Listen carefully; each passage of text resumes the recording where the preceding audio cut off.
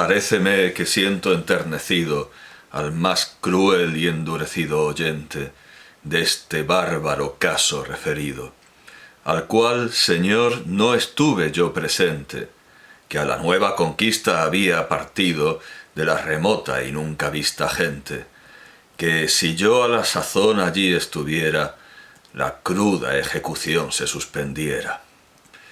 Sin embargo, cuando, como dice Leandro Fernández de Moratín, el indio Galvarino sale a la escena con las manos cortadas chorreando sangre, Ercilla, que acota ante este exceso yo presente, no suspende nada.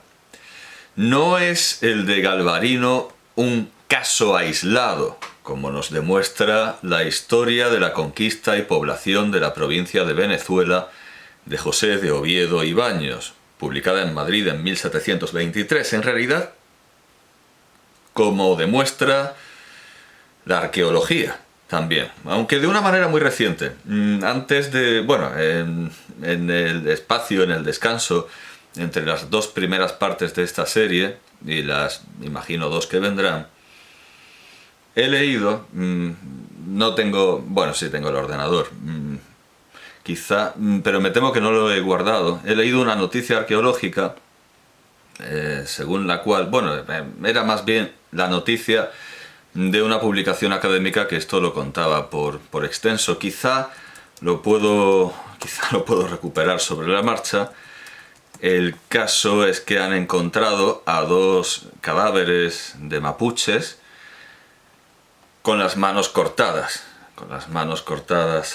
A cercén. Ya llevamos 3 manos. No, perdón, estaba pensando en el caso que voy a contar ahora. No, ya llevamos 4 manos. Frente a una mano de un español cortada, amputada por ofender a un cacique, ya llevamos un cesto de manos de indios.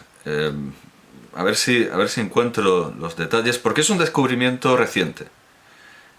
Vamos a ver, yo qué sé, si busco manos cortadas, mapuches, no sé si...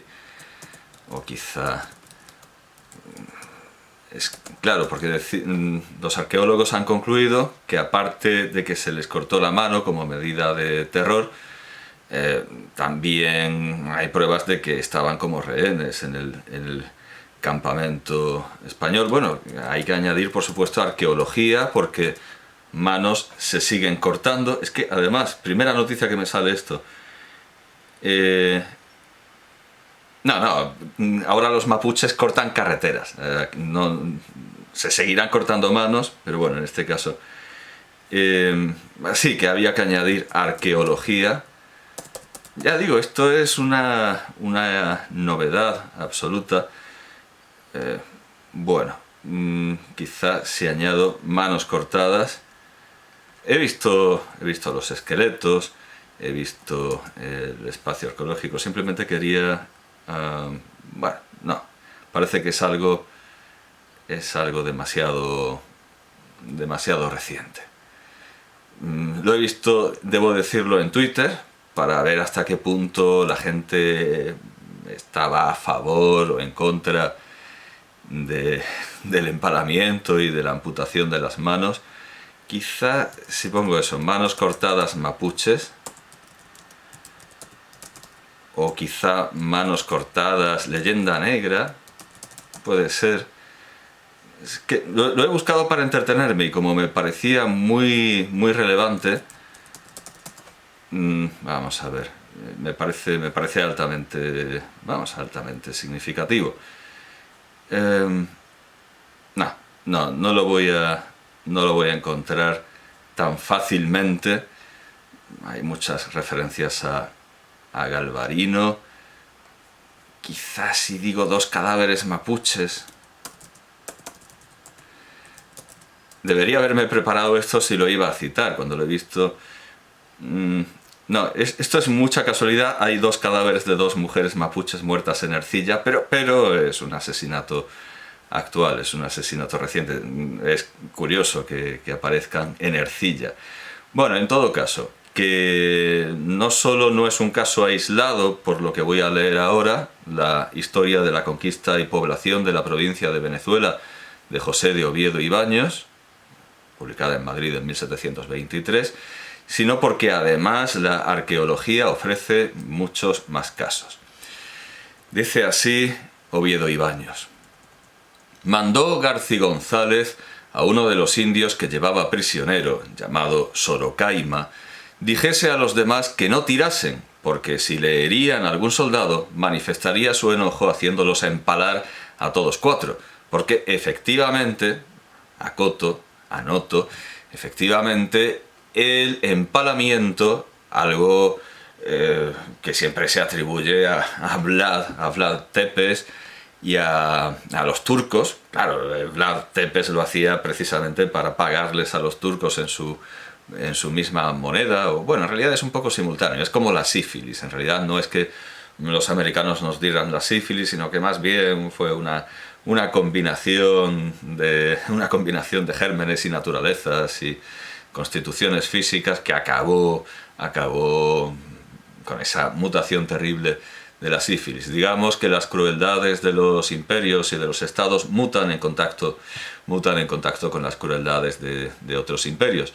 Y efectivamente, tanto los rumanos como los turcos, como los otomanos, empalaban, y los españoles también empalaban, y los pueblos originarios, como los llaman los indigenistas, los indios también empalaban, más que los españoles. Bueno, también ocurre un fenómeno muy similar en la guerra de África, en la guerra de Marruecos, entre España y Marruecos. Los insurrectos moros son crudelísimos, cortan cabezas, coleccionan cabezas, amputan, crucifican, incluso esa crueldad extrema que narra Sender, Ramón J. Sender, o sea, pero ¿de qué es la J de Ramón?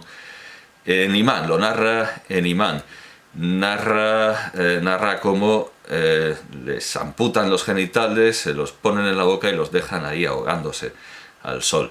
Bueno, pues evidentemente esa crueldad tuvo respuesta. Ramón José Sender Garcés. Esa crueldad tuvo respuesta y los españoles también acabaron coleccionando cabezas, no con tanta crueldad como los moros, desde luego, y como luego lo llevaron. Luego las tropas marroquíes cometieron estas crueldades tanto en la guerra de España, donde iban con las tropas de Franco, con las tropas fascistas, y en Italia, donde iban con las tropas antifascistas, con las tropas de los libertadores, pero vamos, que vaya manera de liberar, vaya manera de libertar.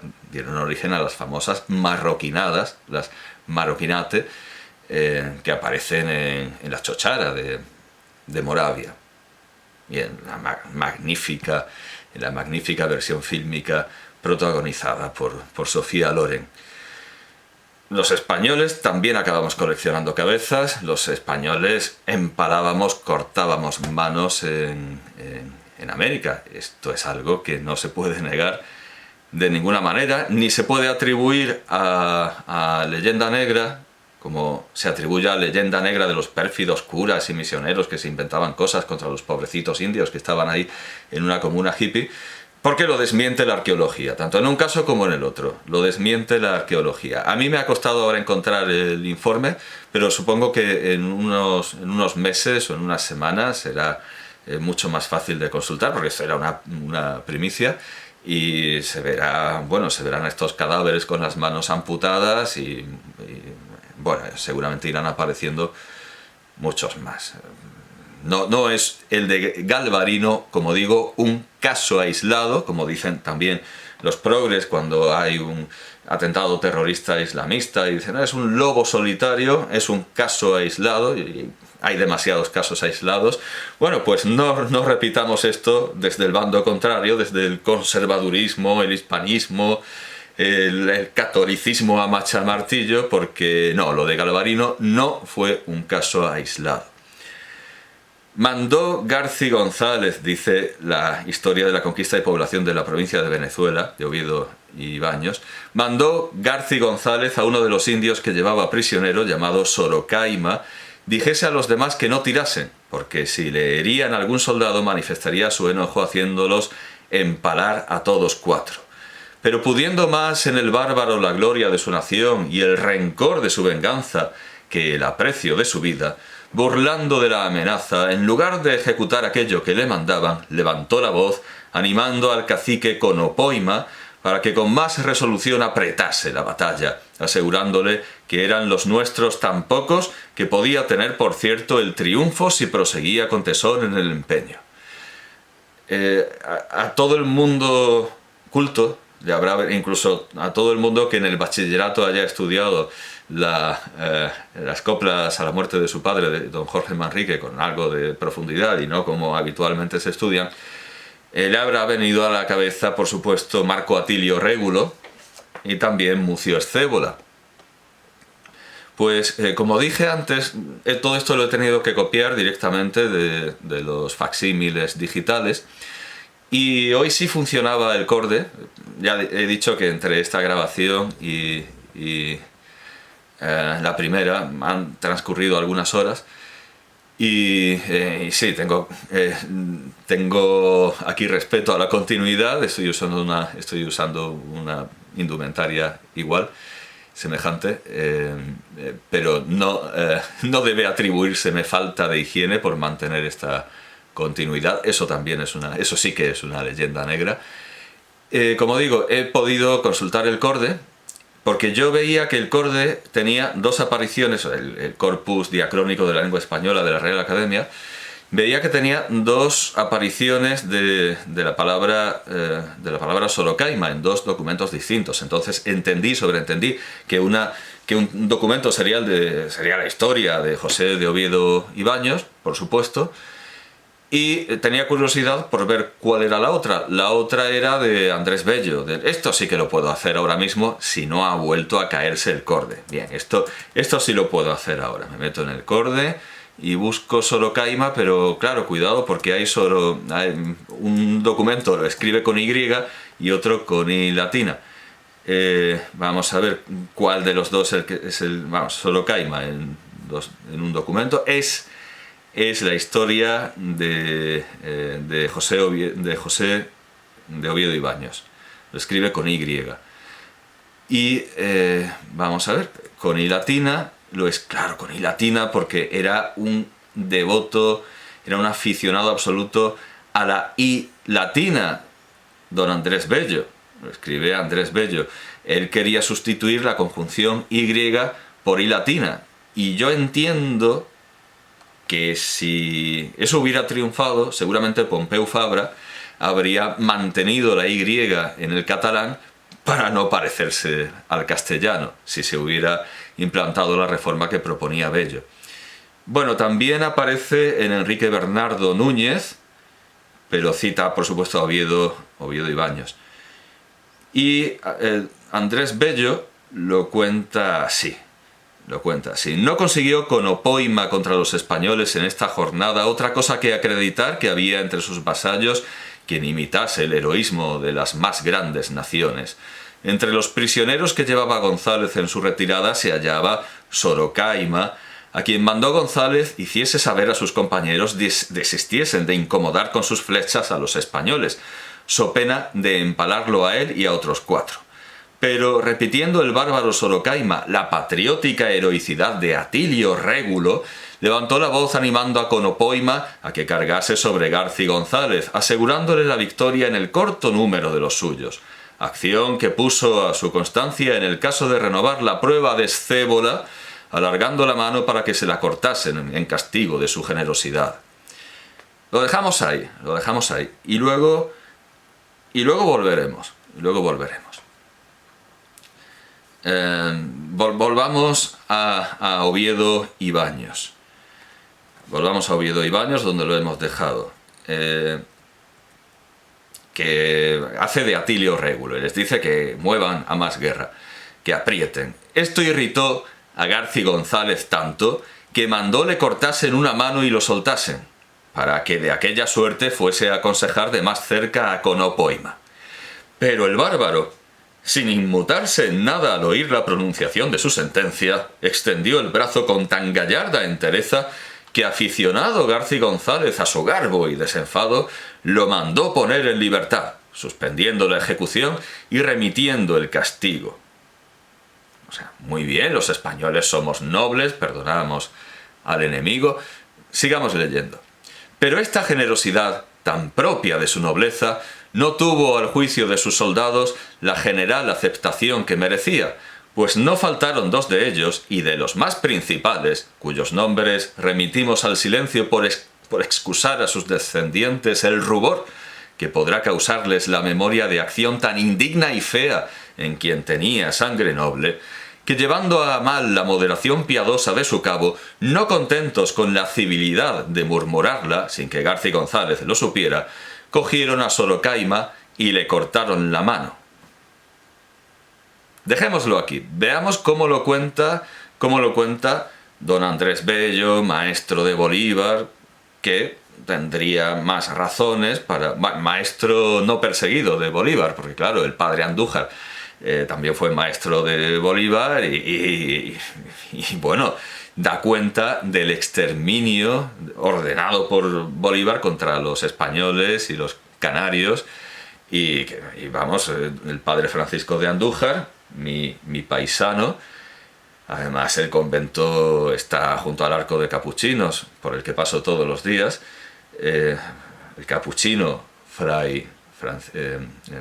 el padre Andújar, bueno, era Rabey Verdura, su nombre real, pero bueno, Francisco de Andújar, el padre Andújar salvó la vida de milagro y era maestro de Bolívar, sin duda alguna. Quizá también habría que desligar a Bello de todas las atrocidades de Bolívar y del bolivarianismo. Pero bueno, digamos que en un principio tendría, en su resumen de la historia de Venezuela, razones para estar libre y con la lengua desembarazada para hablar mal de España, cuando quisiera y cuando le viniera en gana. Bueno, pues lo cuenta así. Eso es Atilio Régulo, Escébola... Pero Garci González, no pudiendo permanecer insensible a tanto denuedo, revocó la sentencia, que después ejecutaron ocultamente sus soldados para desacreditar la humanidad de su jefe. Esta crueldad causó mucho desaliento a Conopoima. Bueno, luego lo que nos contará la historia de Oviedo. Ha sido muy sintético, es una línea, que después ejecutaron ocultamente sus soldados para desacreditar la humanidad de su jefe. O sea, mantiene que un señor que a la mínima de cambio amenaza con empalar a todos los que tiene delante, y que desde luego no era una persona de trato agradable, sino más bien atrabiliaria y poco paciente, pero aquí, bueno, se emocionó por el gesto de Sorocaima. Bueno, pues Andrés Bello mantiene que era muy humano este caudillo y que eran sus esbirros. Y se calla también que eran nobles, Por lo tanto, sus nombres seguramente son fáciles de conocer y estarán en la historia de Venezuela. Quizá infecten, quizá inficionen a algún prócer, alguno que acabaría siendo libertador. Esto es lo que dice Andrés Bello. Vamos a ver lo que está resumiendo, porque Andrés Bello está resumiendo el texto de 1723. Y digo esto para dejar bien clara la importancia que tiene ir a los textos originales. Y lo veremos luego también con Modesto Lafuente. Uno ve los textos de los independentistas, de los liberales, incluso de los masones, de los que supuestamente son la anti-España y conspiran y conspiran contra España, mueven la leyenda negra. Bueno, pues uno ve sus textos y son resúmenes bastante neutros, bastante inocuos, y luego uno se va a las fuentes originales, no de los que defienden a los españoles ni los atacan, sino de los propios españoles, ahí en vivo y en directo, Y uno se queda diciendo, vaya toalla, madre mía, esto es... Bueno, vamos a verlo ahora. Ya hemos visto cómo lo resume Andrés Bello en una línea. Le cortaron la mano. Vamos a ver lo que dice Oviedo. Que llevando a mal la moderación piadosa de su cabo, no contentos con la civilidad de murmurarla sin que Garci González lo supiera, cogieron a Sorocaima y le cortaron la mano, sin que les moviese a compasión el sufrimiento con que toleró el prolongado rigor de aquel martirio, pues como si lo practicaran en un bruto, solo con el fin de atormentarlo, le cortaron el pellejo en redondo a la muñeca, y después, buscándole la coyuntura con la punta de un cuchillo, le dividieron la mano, separándola del brazo, tormento en que demostró tal constancia que en el dilatado espacio de sufrirlo, manteniéndose inmoble al padecer, no se le oyó un ay, ni se le escuchó un suspiro. Antes, con singular desembarazo, pidió que le diesen su mano después que se la cortaron, y cogiéndola en la otra que le había quedado entera, sin pronunciar más palabra, se fue muy a paso entre paso donde estaba Conopoima, a quien manifestó su desventura y representó su agravio, para que vengase con las armas la ofensa que había padecido su lealtad por cumplir como debía con la obligación de buen vasallo. Pero aterrorizó de suerte al cacique la inhumanidad de aquel castigo, que sin atreverse a demostración alguna, después de haber estado un rato suspenso, como absorto en la consideración de aquel suceso, levantándose entre los indios una confusa vocería de alaridos, se fueron retirando por el valle, haciendo Garci González lo mismo para el asiento de las minas, donde había quedado Gabriel de Ávila asistiendo con el resto de su campo al beneficio de los metales, en cuya saca se experimentaba cada día más abundante el rendimiento. Esto obligaba a los españoles a desear con más ahínco la totalidad sujeción de aquellos indios, así por aprovecharse de ellos para el trabajo como para gozar sin susto la precisa asistencia en las labores. Un independentista no habría podido dar una pintura más tétrica, más espantosa. Toda esta épica del vencido tiene su precedente en el cuento egipcio del campesino elocuente y su modelo en el Calgaco de Tácito y en el villano del Danubio de Fray Antonio de Guevara, pero es siempre a toro pasado. Y no viene mal el símil taurómaco, porque al igual que los aficionados admiran y estiman al toro y ponderan el valor del torero, la regla del juego fija de antemano es que el toro debe morir y el torero vencer. Sigue diciendo el doctor Bercher que España fue un imperio generador. Integró a la población nativa y estableció allí todo lo que era España: universidades, imprentas, el derecho, los conocimientos científicos de la época, etcétera, etcétera. Aunque claro, se deja la Inquisición, a no ser que la haya incluido en el derecho, sobre la que tan sabrosamente ha escrito Fernando Iwasaki. ¿Por qué no lo dice todo? Llevamos la universidad, la Inquisición y la viruela, y nos trajimos el tomate, la nicotina y la sífilis. Aunque al menos esto demuestra que, a diferencia de otros hispanistas que dan la llamada batalla cultural, considera la Inquisición como algo vergonzoso. No me entretendré en lo de imperio generador, cuyo uso se ha simplificado en un meme maniqueo, como reconocen sinceramente quienes de verdad han leído a Gustavo Bueno. Todo imperio ha de ser, en su comienzo, necesariamente destructor, y si tiene el tiempo suficiente, necesariamente acaba generando algo. En tanto tiempo que tuvieron, algo bueno acabarían haciendo los ingleses y los otomanos, digo yo. Y por la misma razón, no sé a qué vienen tantas alaracas si también España, desde el tiempo de los Reyes Católicos a la cesión ignominiosa del Sáhara, tuvo tiempo de hacer algo bueno. No tiene sentido cubrir de gloria a España por la real expedición filantrópica de la vacuna de Francisco Javier Balmis, negándose a reconocer tanto que sin Lady Montagu y Edward Jenner no habría vacuna alguna. Tanto eso como que Lady Montagu tomó su idea de lo que vio hacer en el Imperio Otomano. Así que hasta el Imperio Otomano es un imperio generador. Si España es imperio generador por llevar la vacuna a América, hay que reconocer que sin el Imperio Otomano no habría vacuna. Y sin Inglaterra tampoco. Sin la pérfida Albión tampoco habría vacuna. Así que algo generadores, digo yo que eran. Y el caso es que Quintana escamotea ese reconocimiento a los ingleses cuando dice que el don de la invención es de fortuna, con cierto dejo de envidia perfectamente compatible con no escatimar denuestos contra España, cuando, hablando con América, clama: «Con sangre están escritos en el eterno libro de la vida esos dolientes gritos que tu labio afligido al cielo envía. Claman allí contra la patria mía y vedan estampar gloria y ventura en el campo fatal donde hay delitos. No cesarán jamás, no son bastantes 3 siglos infelices de amarga expiación. Ya en estos días no somos, no, los que a la faz del mundo las alas de la audacia se vistieron y por el ponto atlántico volaron, aquellos que al silencio en que yacías, sangrienta, encadenada, te arrancaron». Tampoco volveré a extenderme, como he hecho en otras partes, mucho antes de que todo esto de la leyenda áurea, la leyenda negra estuviera de moda, de hecho, yo compartía la bibliografía en inglés que existía contra la leyenda negra, porque había más bibliografía en inglés contra la leyenda negra que en español.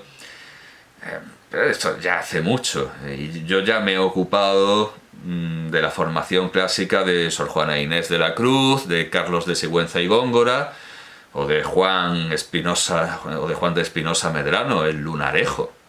Por supuesto que me he ocupado de la filosofía del Lunarejo. Así que iré a su última línea, que se opone a la última línea del comentario de Enrique Bercher, que se opone a esto aunque vaya separada por un punto. Dice: frente a los ingleses, entre paréntesis, dejar fuera de las colonias, es como un esquema de argumentación, dejar fuera de las colonias a los indígenas para exterminarlos o apartarlos en reservas. El caso es que no fueron los ingleses los únicos que metieron mano en América. También estuvieron los franceses, con contradicciones muy similares a las nuestras. Recordemos el ensayo sobre los caníbales, de, como diría Quevedo, el señor de Montaigne, que Quevedo es un gran seguidor de los escritores franceses, de Montaigne, de Rabelais, pero como la Inquisición prohíbe a Rabelais, pues no lo puede decir, no lo puede declarar, no lo puede confesar. Las últimas biografías parece que revelan que tenía más querencias hacia Francia de lo que sería admisible. Bueno, el problema fue Quevedo un traidor que nos traicionó con Francia. El caso es que con la literatura francesa, por supuesto que traicionó a esa España que él representaba, defendía, a esa España inquisitorial. Él leía a los franceses y desde luego Rabelais no podía decir que lo leía porque estaba prohibido por la Inquisición, pero no para de hablar del señor de Montaigne. Bueno, pues eso, recordemos el ensayo sobre los caníbales de Montaigne, la indignación de la nobleza provinciana por verse preteridos por el rey a favor de un cacique indio semidesnudo, reflejada en Ridicule de Patrice Leconte de 1996, o la épica india amerindia de Chateaubriand sobre un pueblo exterminado por los franceses, un pueblo que tiene unas líneas de una antropología del parentesco muy extraña, pero no podemos saber de qué iba eso realmente porque los franceses no dejaron ni uno, los exterminaron a todos. Y bueno, Chateaubriand escribió Atala y precisamente los Natchez, sobre este pueblo, los Natchez, que otros, bueno, los americanos dicen los Nachi, los Natchez, los indios Natchez, son los protagonistas de eso, de esos 2 libros, de esas 2 obras épicas de Chateaubriand. Y él, en fin, desmiente esa idealización del indio, esos indios que vivían en comunas hippies felices, ese indio rusoniano, y está a favor del catolicismo y los católicos son los buenos, pero eso no quita no quita que ahí esté la sombra de un exterminio. Recordemos también la conciencia autocrítica presente cuando Edgar Degas, el pintor Degas, le dijo a Clemenceau que viendo la Cámara Parlamentaria uno esperaría en cualquier momento que apareciese el villano.